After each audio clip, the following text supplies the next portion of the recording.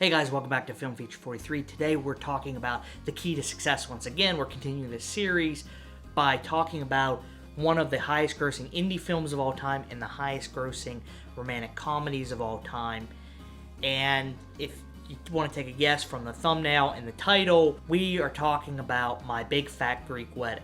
So thank you to Diana for giving me the idea to talk about this movie. If there is a movie that you want me to talk about in this series about the keys to success, let me know down in the comments and I'll try to do my best to cover whatever film you want me to talk about. So I think the best way to talk about this film is to do a little bit of background first on how the film got made and then lead into why this is such a special movie in general. Before I did this video and did the research for this video, I didn't actually know the circumstance that My Big Fat Greek Wedding actually went through and why it was considered such a rare success. So for a little bit of background, Nia Vardalos actually started this film as a one-woman play in Los Angeles that she wrote herself about her Greek family. Well, why don't I just write a show about these stories that I've been telling at parties for years, and all my friends were like, any conversation with my dad, I would relate to my friends, they'd be like, you gotta write something about this family of yours, and I was like, all right. The one-woman play was tried to be picked up by multiple big-budget studios. That would be good. But they wanted to change the ethnicity of the family to Hispanic or Italian. That would be no good. No good. No good.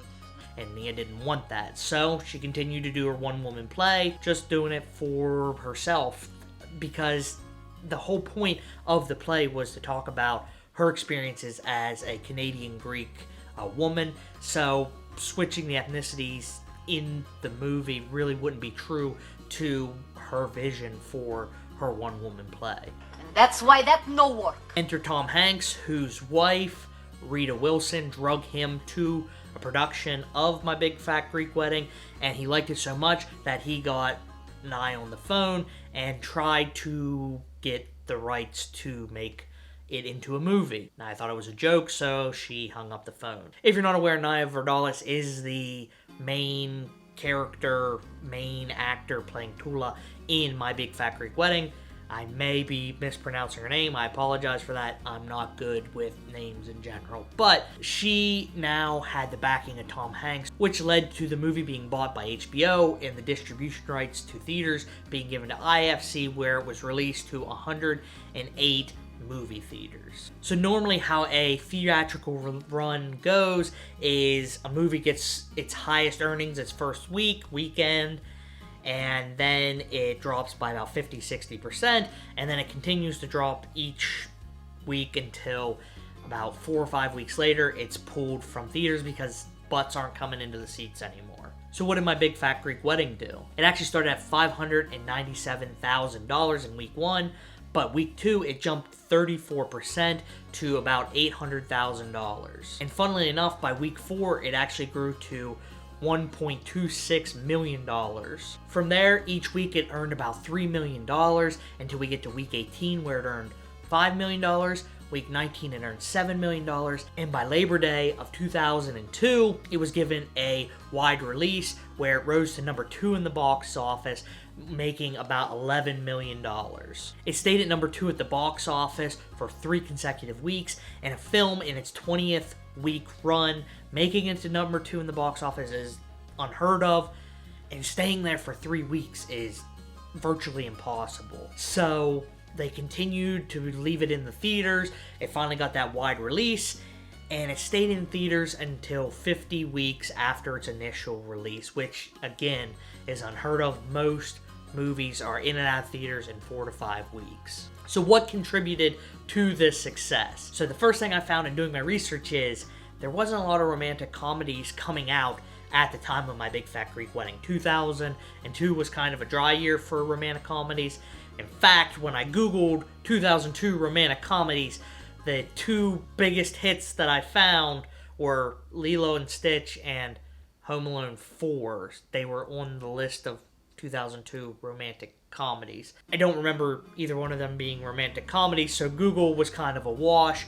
So I did a little bit more digging and found that the next romantic comedy that was really any kind of a success was Sweet Home Alabama, which came out in September. So from April to September, My Big Fat Greek Wedding pretty much had free reign. It actually made double the gross of Sweet Home Alabama when less than 16 times the budget of Sweet Home Alabama. So it did much better than Sweet Home Alabama. And now that you're sick of me saying Sweet Home Alabama, I can talk about the fact that it's genuinely a funny movie. My Big Fat Greek Wedding, not Sweet Home Alabama. Whether you're Greek or not Greek, whether you have a big family like the Portocalis or you have a small family, there's something in this movie that you're going to find funny. What do you mean he don't eat no meat? Oh, that's okay. That's okay. I make lamb. It's genuinely funny, it's well acted, and that speaks to the passion project that this was for a lot of the cast in this movie. My Big Fat Greek Wedding spawned a TV show called My Big Fat Greek Life, and the entire cast except for the husband came back to star in that TV show. And then also there was a 2016 My Big Fat Greek Wedding 2, which I watched for this video, and the entire cast was back again. That just shows the dedication that these people have to making these movies good. They want to make the movie that they want to make, and it shows in the final product. Whenever people are passionate about their product, it's going to show in what they do. I kind of find it funny whenever Nia said in an interview that... So everyone came back. Yes, for it was really shocking that everyone was like, yes, yes, yes. And I wrote the script from such a place of optimism, like hoping everyone would come back.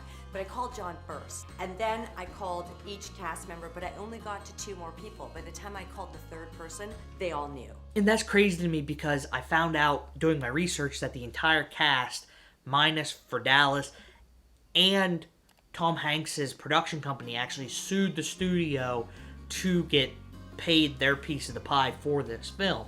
So with that, what you would assume bad blood with the movie itself and the bad experience and not getting paid, for them to come back for the TV show and the sequel really shows that they want to make something that reflects their culture in being Greek. And I think that led to a genuinely good movie, but genuinely good movies are made all the time, and a lot of them you've never really heard of. So the big key to the success of this movie, I think, and a lot of people think, are 3 words. And by 3 words, I mean 3 words hyphenated into 1 word, and that is word of mouth. Word of mouth marketing really boosted this film to going from 108 movie theaters to getting a wide release in a few months. They were only given a $5 million budget, in which they turned into a $368 million movie. But out of that $5 million, they had a tiny, tiny, tiny marketing budget. So what did they do? They put their marketing to good use and went to Greek families and females who they knew would probably like romantic comedies, and they really pushed those 2 demographics.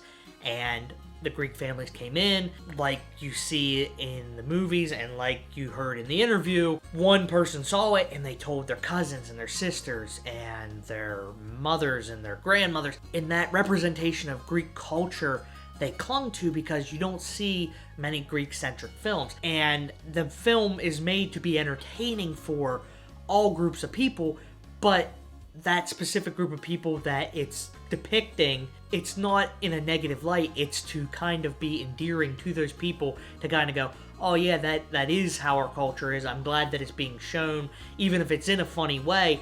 They really clung to that, and they spread the word, and word of mouth saved this movie and made it the hit that it is today. The second film didn't really do as well as the first film, and I think it kind of fell into some of the traps that I discussed in my video when I talked about decades-old sequels, but I think that a lot of the audience felt burned by the TV series. Why you want to leave me? The TV series actually carried over a lot of that word-of-mouth audience. 22 million people watched the premiere. And by the second week, it dropped to 16 million, and eventually was canceled after 7 episodes. Nia Vardalos actually went back to the producers and said, hey, please cancel this show. It isn't what we wanted it to be, because there was so much studio interference. And I feel like a lot of people felt burned by that, and that's why they didn't go see the second movie. Word of mouth just wasn't as strong with the second film as it was the first film, and that's evidenced by the box office take. It just didn't have the heights that this first film had, and that can be said for a lot of movies in the opposite direction. Like I talked about in my last video about the Marvel Cinematic Universe, where studio interference has killed a lot of movies where Marvel lets some of the creativity flow. Word of mouth in a bad movie can kill a film just as quickly as it helped My Big Fat Greek Wedding rise.